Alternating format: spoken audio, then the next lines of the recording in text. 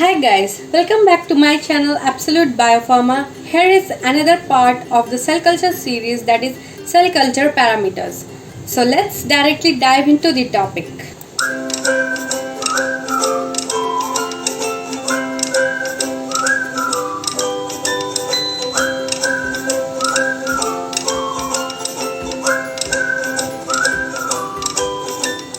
These are the measurable factors forming one of the set that defines a system or sets the conditions of its operation. A system can be referred to as cell culture environment in the flask or 96 well plate or in a bioreactor. Let us see the parameters that are considered majorly in the cell culture. They are pH, CO2 and bicarbonate concentration, buffering system, oxygen level, osmolality, temperature, viscosity and foaming. Let's get started with each parameter individually. First is pH. What is pH? pH is defined as the negative logarithm of the concentration of hydrogen ions. Every cellular process has an ideal pH at which it functions at its best. If the process is there and if it deviates, the deviations can be conformational enzyme changes that impair the function. It can even cause damage to the DNA's secondary structure, alpha helix and beta plated sheets, leading to the irreversible denaturation. So here we can see the optimum pH for cell growth is 7.4. Normal fibroblast cell lines will have 7.4 to 7.7 of pH and transformed cell lines can be 7.0 to 7.4. So to know about cell lines, you can check out my video on cell lines by clicking on the I button. Next is CO2 and bicarbonate. CO2 in the gas phase dissolves in the medium, establishing equilibrium with HCO3 minus ions and lower the pH.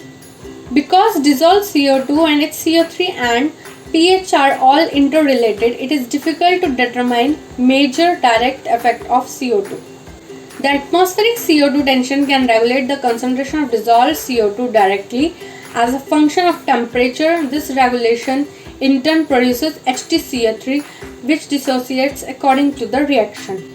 So the net result of increasing atmospheric CO2 is to decrease the pH, so the effect of elevated CO2 tension is neutralized by increasing the bicarbonate concentration. The increased HCO3 concentration pushes to the left until equilibrium is reached at 7.4 pH. If another alkali is used instead, net result is the same.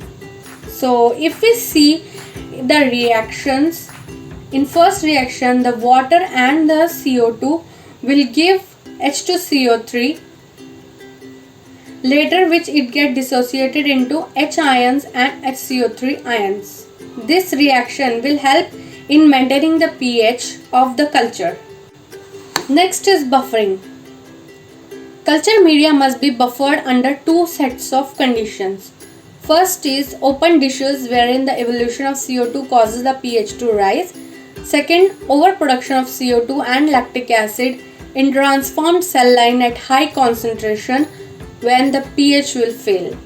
Or in other words, we can say a buffer may be incorporated into the medium to stabilize the pH, but in exogenous CO2 may be still required by some cells, particularly at low concentration, to prevent total loss of dissolved CO2 and bicarbonate from the medium. Despite its poor buffering capacity at physiological pH, bicarbonate buffer is still used more frequently than other buffer because of its low toxicity, low cost and nutritional benefit to the culture. Oxygen. Most cells require oxygen for respiration in vivo. Cultured cells often rely mainly on glycolysis, a high proportion of which, as in transformed cells, may be anaerobic. Cells rely chiefly on dissolved O2, which can be toxic due to elevation in the level of free radicals. Providing the correct O2 tension is therefore always a compromise between fulfilling the respiratory requirement and avoiding toxicity. Now comes osmolality.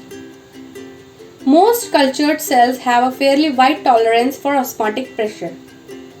As the osmolality of human plasma is about 290 milliosmol per kg, it is reasonable to assume that this level is optimum for human cells in vitro.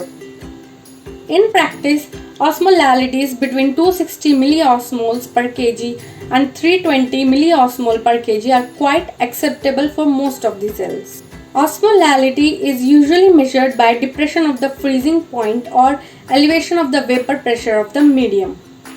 Temperature. The optimal temperature for cell culture is dependent on body temperature of the animal from which cells were obtained, any anatomic variation in the temperature, or incorporation of safety factor to allow for minor errors in regulating the incubator. Thus, the temperature recommended for most humans and warm-blooded animal cell lines is 37 degrees Celsius, close to the body heat. Temperature also influences pH due to the increased solubility at CO2 at lower temperature and because of changes in ionization and the pKa of the buffer. Now comes the viscosity. It is a measure of fluid's resistance to flow. It describes the internal friction of a moving fluid. The viscosity of culture medium is influenced by serum content and in most cases will have little effect on the cell growth. Viscosity is important whenever a cell suspension is agitated or when cells are dissociated after trypsinization. Any cell damage that occurs under these conditions may be reduced by increasing the viscosity of the medium by carboxymethylcellulose, that is CMC. This is important in low serum concentration, in the absence of serum, and in stirred bioreactor cultures in which the pluronic F68 is used. Foaming. What are the effects of foaming?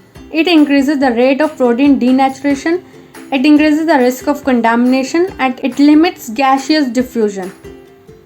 Foaming can arise in the suspension culture in stirred vessels or bioreactor when 5% CO2 in air bubble through the medium containing serum.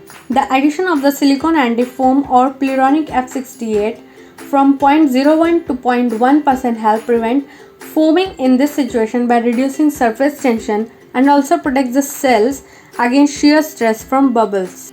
I hope you got a lot of value out of this video. Please make sure you smash the subscribe button and leave a comment down below how was this video.